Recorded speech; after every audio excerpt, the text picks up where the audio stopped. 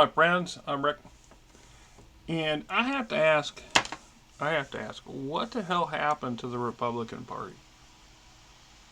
I grew up in a fairly conservative family. You don't have a pile of ministers in your family, and I have a lot of conservative people.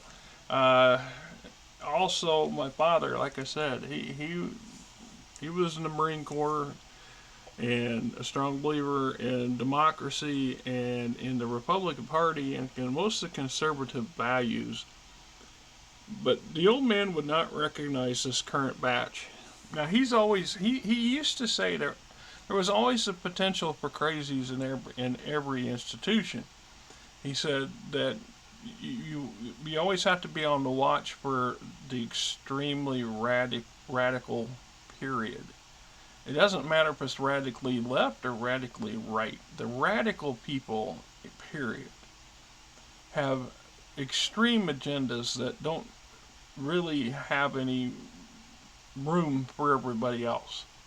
So this is currently where we're at, with a specific small percentage of the Republican Party being absolutists.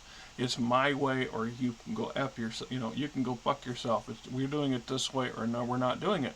And I suspect, and there's no way to prove it, of course, and this is how conspiracies are born.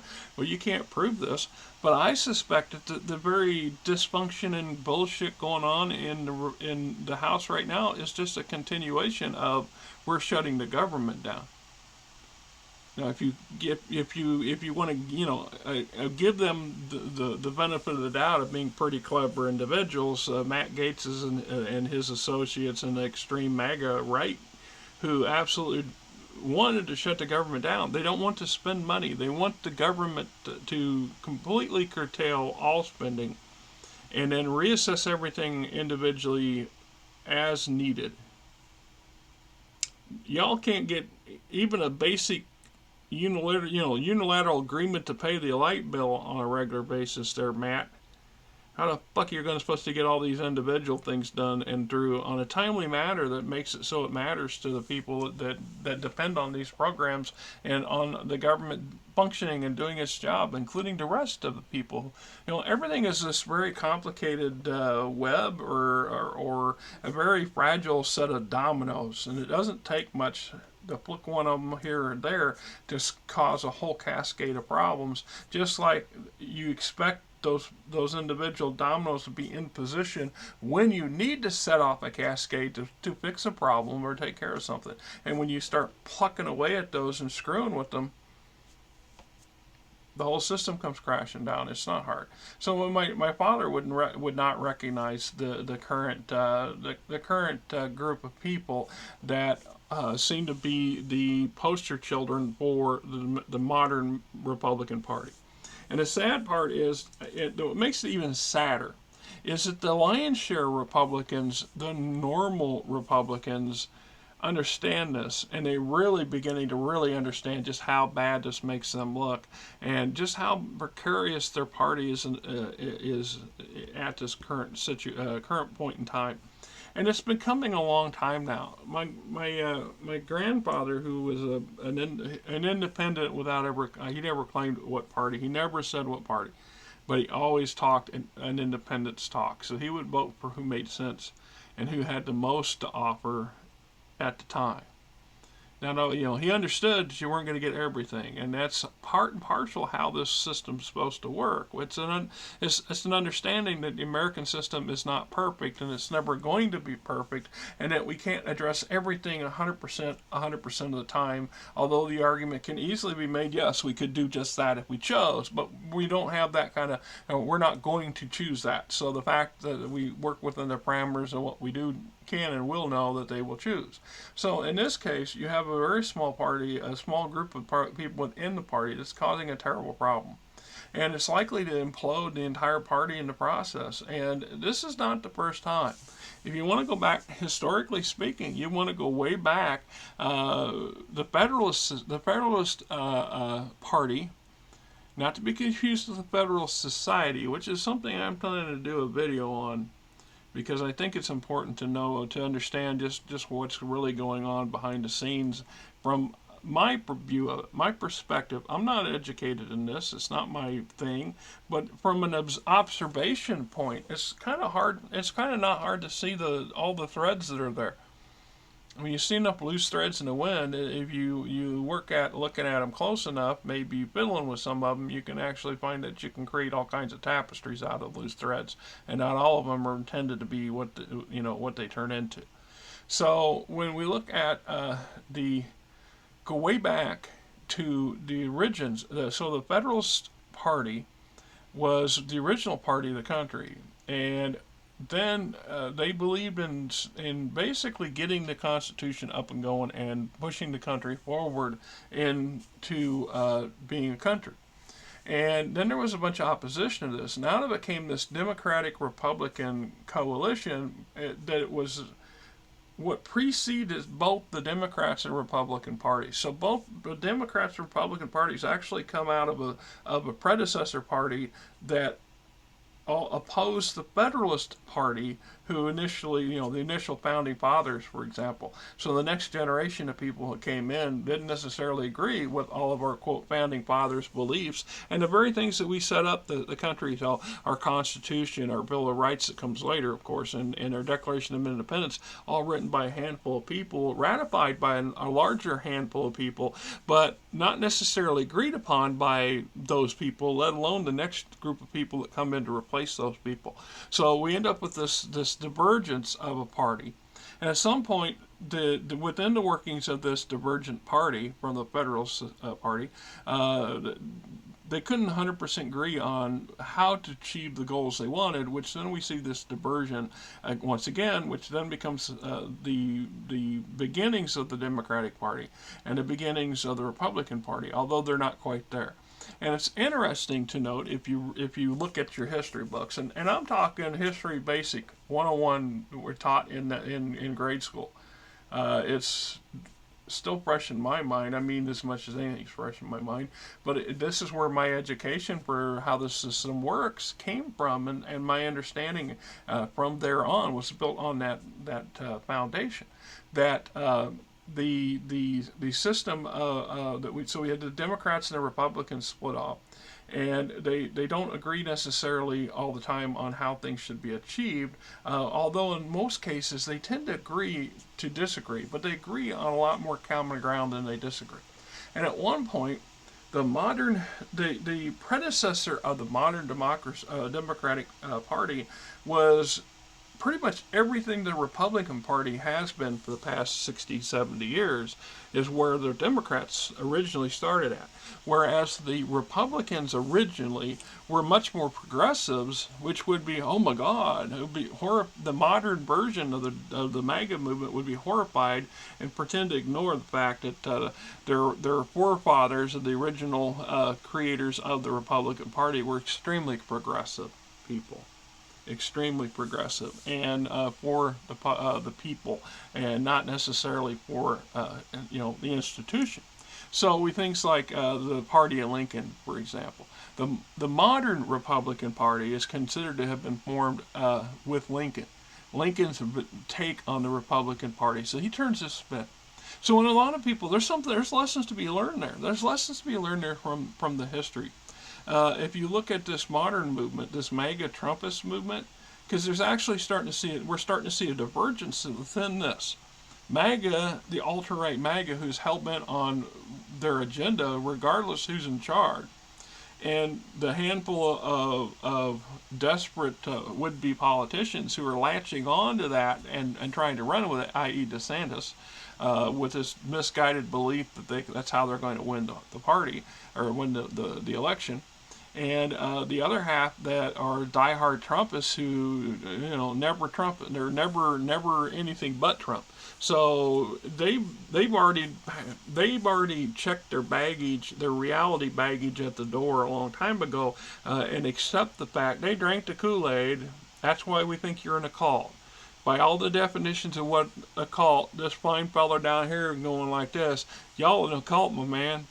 You are no different than any one of the psycho cults that's been in the history books, which is not a good thing for you, the country, your family, or your party, especially your party.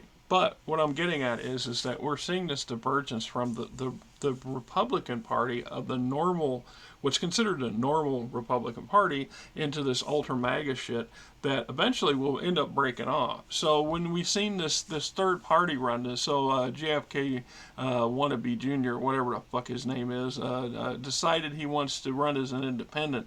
Because I don't know, he thinks he's gonna shave votes off of Biden or something or whatever, and it turns out that the majority of people wanting to support him are rushing to him from the Republican camp, from Trump's side of shit, because that he represents that middle ground for so many normal Republicans, normal conservative Republicans, that's a window that they see as an opportunity, and they want to lay onto it and grab it as fast as they can.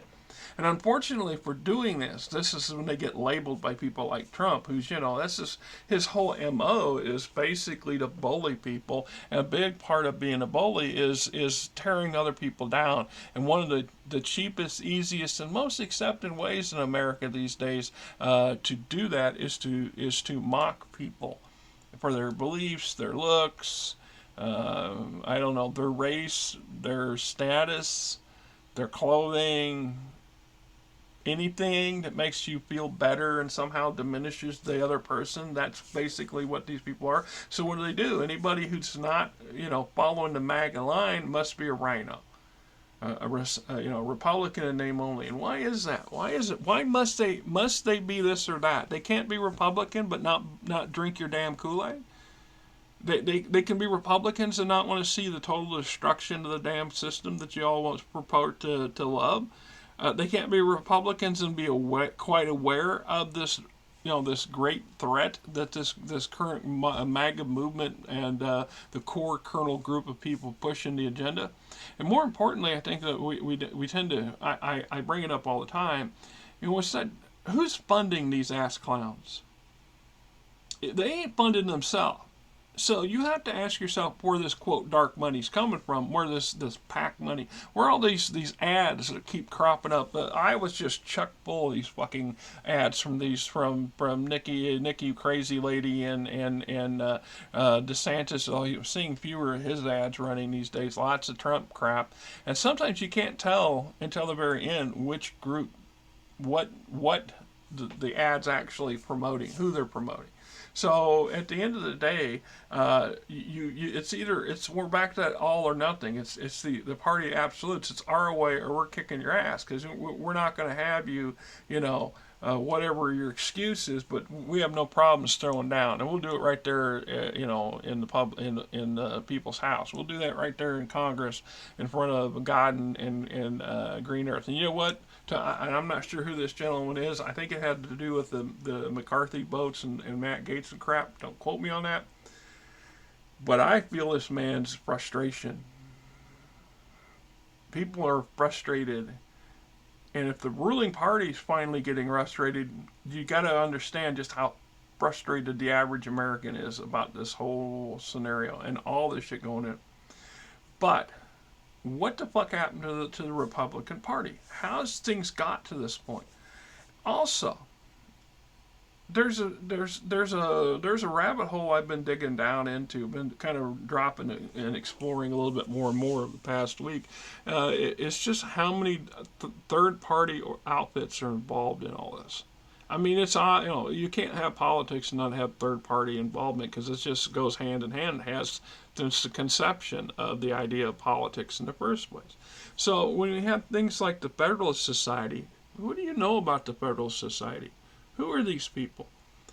Why are they pushing agendas? And more importantly, what makes them a real threat to how the system is governed? And how are they achieving that? Meanwhile, what's the difference between the Federalist Society and the John Birch Society? What's the John Birch Society? And there's a lot of, that petered out in the 70s. I beg to differ. That John Birch Society is quite active and quite healthy and still in full swing. It's just a lot less well known, because they learned some lessons from back in the day. And this, what about the Koch brothers? You ever notice just how deeply the Koch brothers are involved in American politics? And who knows how many politics around the world as well, but definitely in this country, how much of their personal wealth is spent on politics, fueling political agendas, and why? You know, like Murdoch. Murdoch is a classic example of the uber rich muddling in government or in American politics for greed, for profit. I mean, what little, the more we learn about Murdoch and his past, go back to his dad and how his dad operated in Australia during World War II, it says it all. It's the same thing. A lot of this behavior that Trump's, it's coming out into out into the sunlight.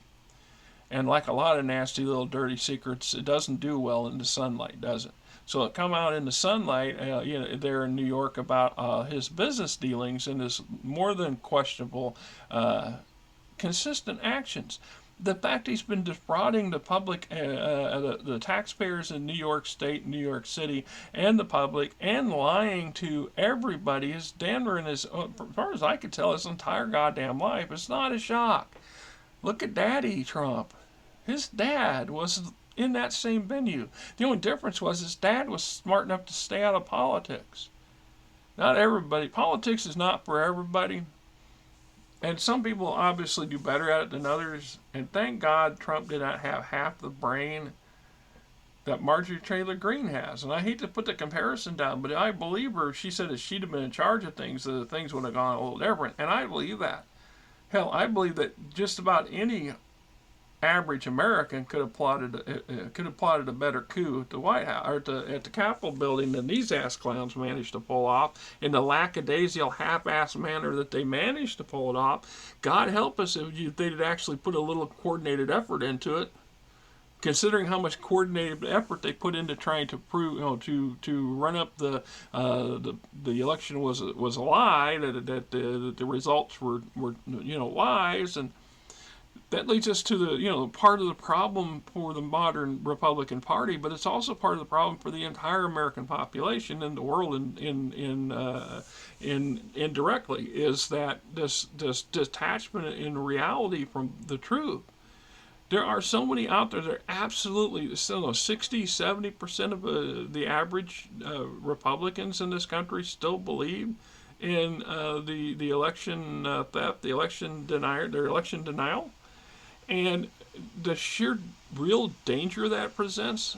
And the irony, the sad part is that some of the Republican Party are aware of this and are woke up to it and are trying to stop it or change it.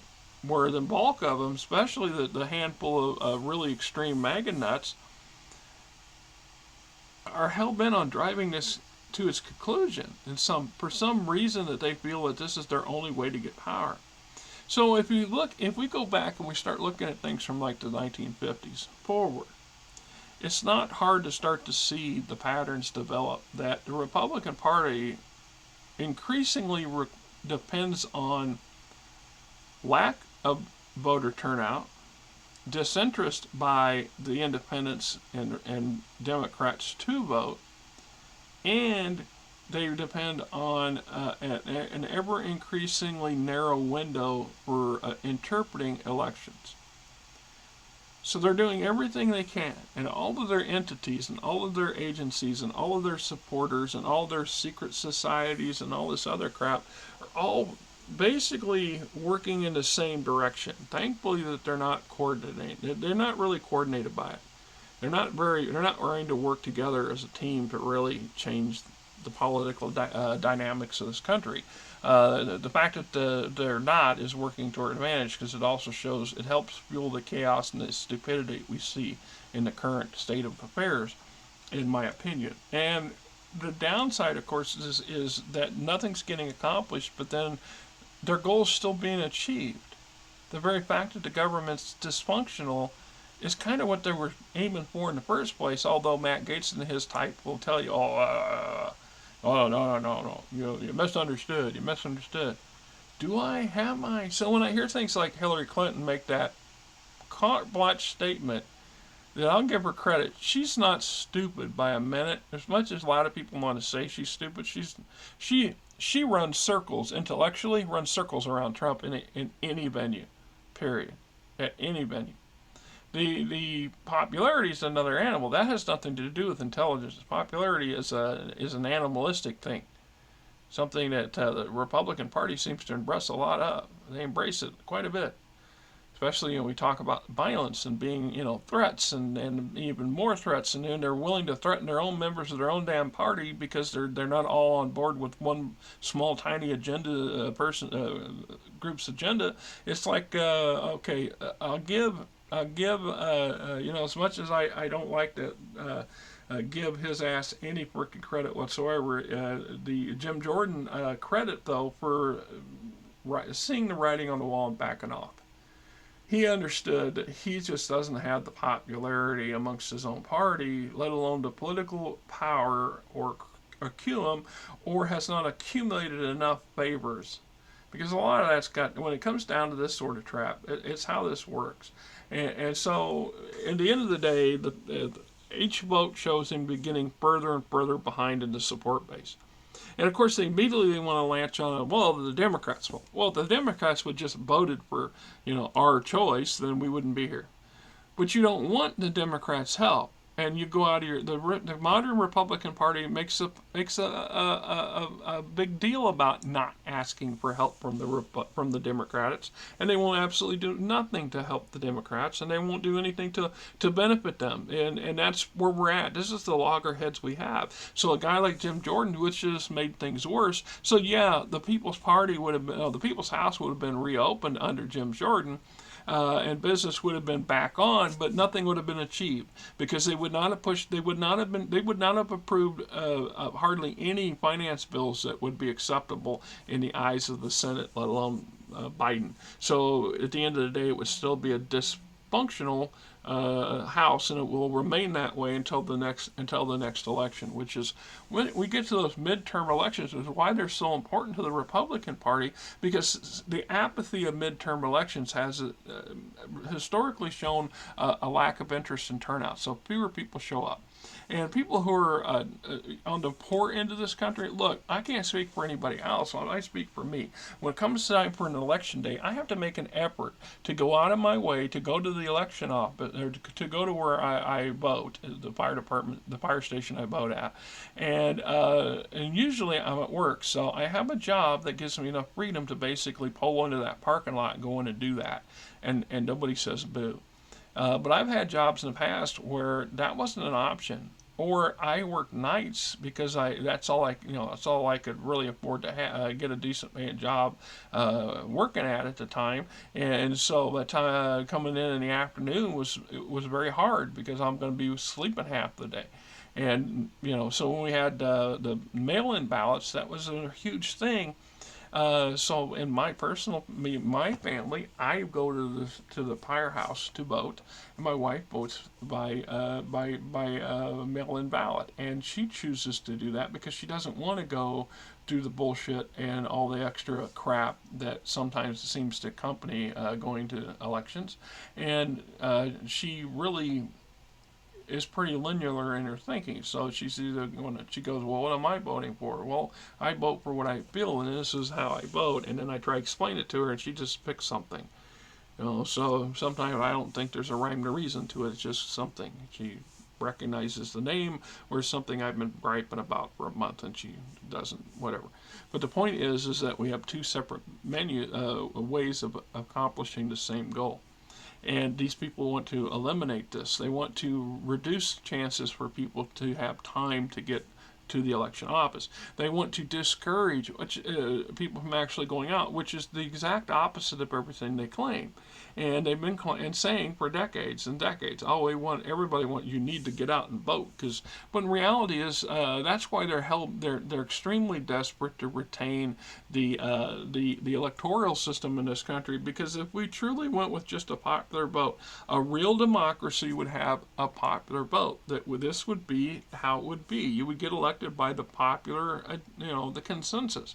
And so when we see the same problem, so like this mess in the House right now, so to achieve their party needs to have basically 95% of their damn party agree to the same person to represent them as the Speaker, the House. Why? And how did you get to that point? I mean, generally, most things are supposed to be 51% or greater, so we get a majority of people. We get enough people to agree to you. So, if you get enough people to agree to you, you become the speaker. That's how it should work. Somehow, they've managed to whittle it down to where we get to this point where you need this extremely major majority to get anywhere. And then you have this extreme opposite of that is currently, and they have not heard nobody address this yet, about this one person can kick your ass, can put the vote up, propose the vote to have you removed from the speakership if you're a Republican. Well, why would you want that? If I was an incoming would-be Republican speaker, and one of the caveats I would have is no. That bullshit. We're not having a repeat of McCarthy. No, we got to go back to the original at least. We got a five vote window or whatever. Or my fact is fuck that. Go back to the 51% rule, fool. That's what this is. That's how the system's supposed to be set up. So even within your own group and your own party, if you have you have people who disagree with something, they can still do so and not be lambasted or threatened or bullied for doing so. So that just goes to even further shows just how far off the Republican Party has gone and how far south they've gone from being what they once were.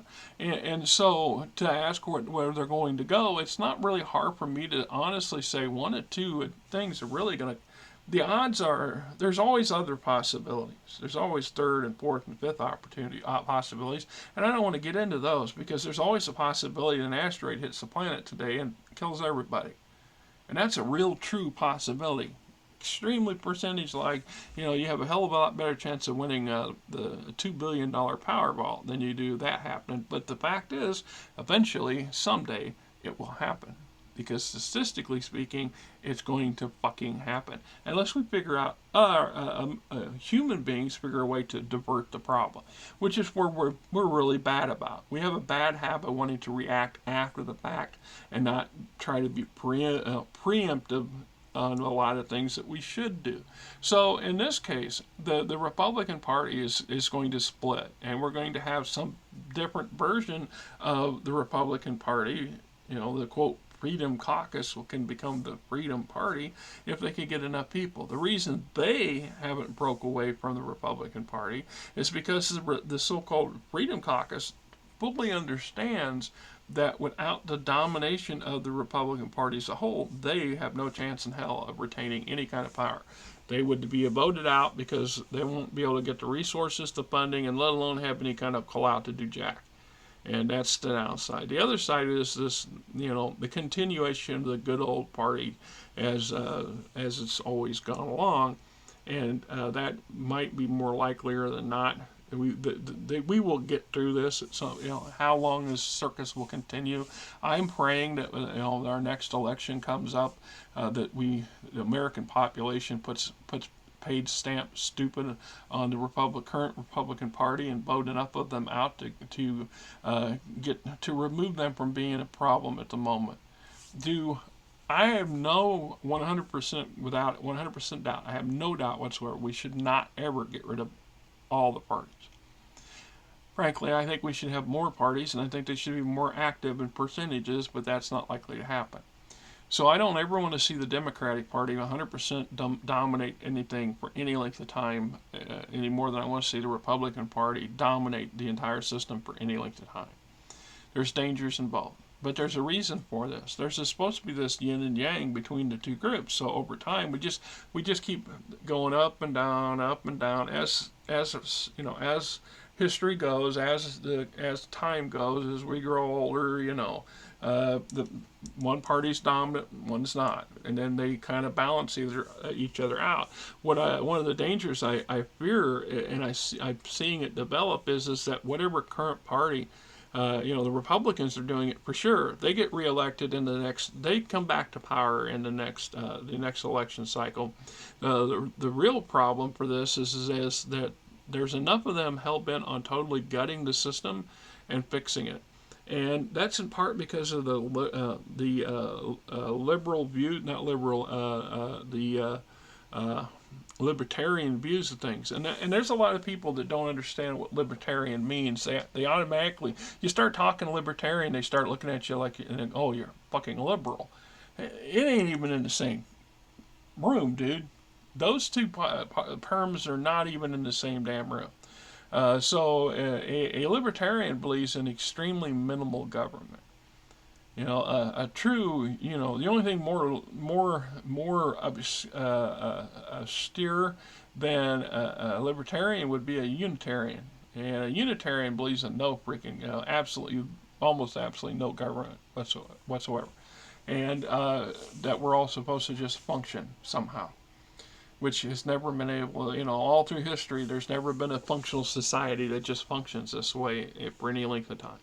The belief in the commune living style is not for a country.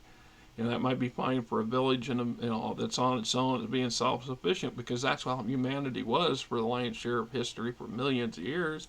It's not only been the last 5,000 or 6,000 years that we've started really developing these more complex social and civic institutions, and we tend to forget that. A lot of people forget just how far we've come and where we're at, and the immediate problems tend to foreshadow everything else. So at the end of the day, when Hillary Clinton makes this statement that the modern Republican Party, the Republican voters are likely to need to be deprogrammed, and she was being sardonic about it. That's being really darkly sarcastic. Okay, that's the best way I can explain it. If you don't understand what being a sardonism is, or being sardonic as opposed to being sarcastic, you should look up the difference, because a lot of these politicians have a dark sense of humor when it comes to certain things, and it comes across as being literal in some ways when they're really meaning it in a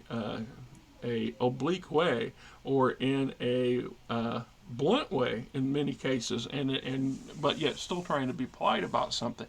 So the problem is when you have the better part of the 60-70% of the American Republican voters today believe that Biden has somehow stole the election. The election was stolen from Trump. And it pushed aside Trump and a ever smaller growing circle of people pushing that bullshit. The average American should have enough critical thinking of their own, especially as they get older, to go, well, that don't make no damn sense. Obviously, yeah, maybe there was something that went down, but nobody's found any kind of proof whatsoever. It's a hell of a conspiracy. They managed to cover up everything, and you know what? That's a legitimate thing. It can happen and has happened, which makes it so much harder for some of these people who are devoted to conspiracy thinking in the first place, is to talk about critical thinking and conspiracy thinking. This is something somebody ought to do videos on, with somebody with a lot more brain power when it comes to the brain than me, because I don't even mean anywhere near that kind of category of stuff. But the idea being is that so many people somehow have shut down their critical thinking side of everything, and critical thinking is misunderstood. They're being hijacked by political hacks that want to call it something, when in reality it's not an agenda for this, that, the other thing. It's a means to make you realize and weigh and question everything you hear and see, so you can judge the validity of it. When you have to decide if somebody's full of bullshit or not, you need to have the skill set and an open enough mind to question, what they're telling you. Is what they're telling you the truth, no matter whether you want it to be the truth or not? Because that's part of it. A lot of them buy into it because they want it to be that way. But is it the truth? Is there facts? Well, the Republican Party has lost dozens and dozens and dozens of court cases showing that there was no chicanery. There was no falsified voting records. If anything, the handful of fraud cases and illegal actions in relation to the 2020 election were perpetrated by Republicans. No.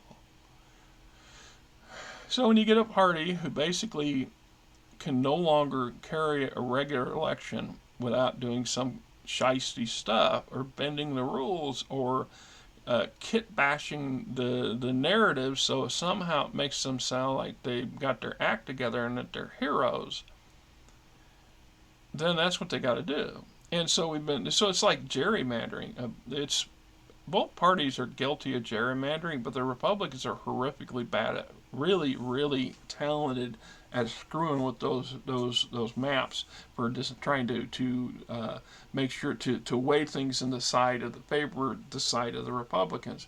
It's the same argument, if you can't get enough American voters to agree with your agenda and your views on things, and you have to lie, cheat, steal, and accuse everybody else of doing everything you yourself are doing, then perhaps you shouldn't be in politics anymore. Perhaps the Republican Party should be phased away and replaced with something, I don't know, normal. But then again, how are you going to get there? So how do they fix this? Well, I'm pretty damn sure it's not going to happen in the next 2 generations. I suspect it's going to have to take 2 or 3 generations for the worst of this insanity to work itself out to attrition the old-fashioned way. I hate to say that. So, when the 2024 election comes and Trump is not elected to president, my fellow American Republicans, are you gonna agree that he lost? I'm just saying, whether it's Ron DeSantis or Biden or Cenk Sink or whatever from the Young Terps, or which he legally can't be a president anyway because wasn't born in America, so he's not a naturalized born American citizen. So he could be in the Senate all he wants, but or the Congress, but he can't be a president. I'm going to guess he can't be vice president either. But the point I'm saying is that. Our system is fragile as it is, and no more so has it been proven that until recently. And it still worries me that some of these bad actors are going to manage to actually pull off the thing that they're blaming the other side for doing.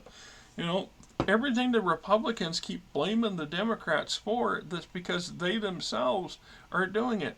Somebody once told me a long time ago, and I don't remember who, when you point fingers at other people, you be careful pointing your fingers at other people, because you forget we tend to have a bunch of other fingers pointing back at ourselves. So you point at the other person and their problems by ignoring your others. And it's the adage that comes out of the Bible about worry about the splinter in somebody else's eye when if you worry about the beam sticking out of your own damn eye. So it's easy and confusing sometimes, and I struggle every day with understanding a lot of the people that I know well, and their mindset when it comes to the politics in our system today. They're so detached or so disillusioned that the conspiracies literally are the only thing that keeps them functioning in some aspects. And I don't think the Republican Party the upper echelon of the Republican Party may not understand just how precarious their grasp is on the base that they desperately need to court so much. And this action by Kennedy reinforces my belief in that. Anyway, I imagine we'll have to do more videos down the road on this one, because where do you go and how do you deal with it, and how does America, how do we come back together as a country again. And what I'm really afraid of is, and when all this sort of stuff like Israel ramping up, and of course the war hawks immediately get up and start thumping their chests and screaming, we need to go after Iran, because anything we can, any excuse they can find to go after Iran, because that's been their hard on for decades, for 50 years, they're going to do it. But politically speaking, sometimes the best way to get the country to reunite together under a common banner is to have an outside threat. And it's never been proven, my conspiracy loving friends out there, it's never been concluded that we haven't seen those. There's enough questionable shit that goes on in the world, especially and including in our country, to make you, if you use your critical thinking skill set to question things, sometimes you're left with wanting better answers than what you find. Till next time, I'm Rick. You're not. Hope you guys have yourself a great weekend. What's left of it.